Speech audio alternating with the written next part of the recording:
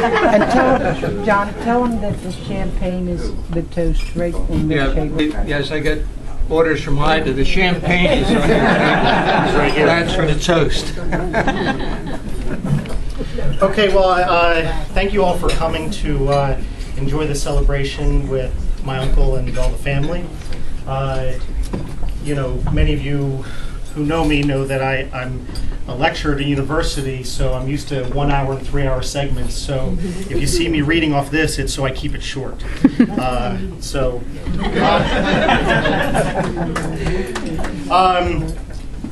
Let me tell you a little bit about my uncle, a little bit about his history, the past 80 years. John Edward Mulgrew was born February 3rd, 1929 in West Philadelphia. By most accounts, he had a pretty happy childhood, mostly playing and plotting with my father, Frank Mulgrew. The two of them were inseparable from the start. I think they had what my brothers and I recognize as a very good older brother, younger brother type of relationship. A good example of that is that when my uncle would get sick, my dad would drink the castor oil to make him feel better. As many of the women here tonight will attest, and many women over the years, his teenage years culminated in a fateful decision, that to go into the seminary. But if you know John Mulgrews, and that name carries a lot of things, if you know all the John Mulgrews, carries a lot of implications with it. To take a John Mulgrew off the market was indeed a cruelty to many women. Mainly in the northeastern part of the United States, Glasgow and London. But we believe that it's built their character over the years, so we're pretty happy about that. So he happily headed off to seminary, a precocious young Scottish lad. He studied philosophy. He was a big influence on my studying philosophy, I think, very subtly giving me philosophy lessons while I grew up. He took all the abstract philosophy courses in college, like Truth and Beauty, Advanced Truth and Beauty, Intermediate Truth, Introduction to God, and Death 101. Now I went looking up records at the seminary, and truth be told, he was a pretty outstanding student.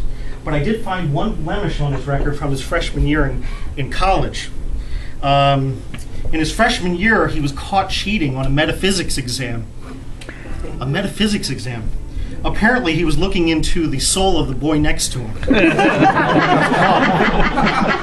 Luckily for all of us, he was able to graduate and become a priest, though. The seminary is forgiving with those sorts of offenses. As a priest, he did many things right, and I'm not going to expound on all of them right now. I thought I'd point two areas that he excelled in.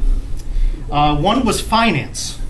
Had he not become a priest, I think he certainly would have been an excellent financial leader and would be one of those fellows we'd be talking about who got a $15 billion bonus that our government apparently is giving out widely to the financial industry. I can at least say that he wouldn't have done any worse than any of the ones who are leading our financial institutions. Having just met with bankers from Chase, meeting the vice president of Chase, I can see why they screwed up. But you know, in all joking aside, his leadership as a pastor improved and kept solvent a parish in South Philadelphia, Holy Spirit Parish, and at a time where many of us Catholics know that parishes in the city were being closed down left and right. So did a wonderful job there. A second part is his uncanny ability to keep his homilies under 7 minutes. Now, as we Catholics, I've noticed that the length of homilies is inversely proportional to the quality of them. And I think my uncle would agree to that. But in all seriousness, we know if you've ever had Mass or been to a celebration, a Catholic celebration with my uncle, he really is one of the great homilists. I've seen Mass and heard Mass with many, many priests all over the world, and I've heard from none better. And I think many of us would agree with that.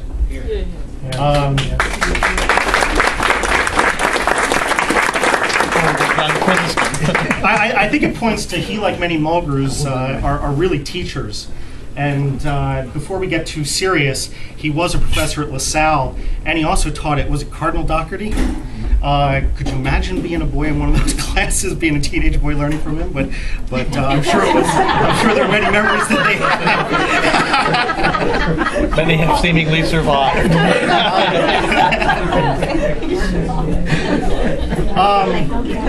And lastly, I was debating whether or not to bring up politics tonight. Anybody knows my uncle. He's a political being, whether he admits it at any one point or not. I'm going to avoid the discussions of particular political persuasion tonight, and rather focus on revealing something to all of you that you may or may not know. Now, most of us have had peccadillos in our closet from when we were younger that we'd rather not have people know about as we get up in years. For my uncle, that was his long membership and support of the Democratic Party. Sorry to out you on that. Can you blame him? I mean, great presidents like Truman, Kennedy, Johnson, Carter. So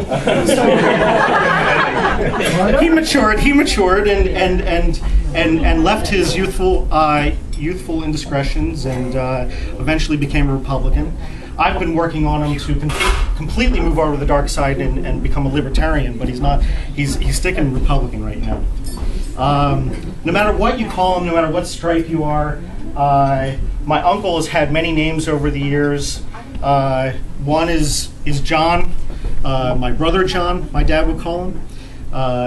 In the seminary, was it Angus or Hamish or something? His nickname in school.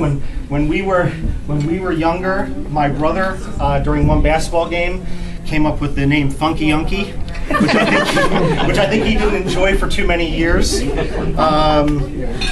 Various other names like the Holy Father in the family. He's been called. I think he much prefers being called the Holy Gardener now. Retired down in Avalon. If you've ever visited, the gardens are lovely down there, and we appreciate that. But having said all of this, what I think we all can do is raise our glasses to somebody who we call a deserving and loving friend, a supportive uncle, and the man we celebrate 80th birthday today, Slanjava. Cheers. Many more, John. Not too many.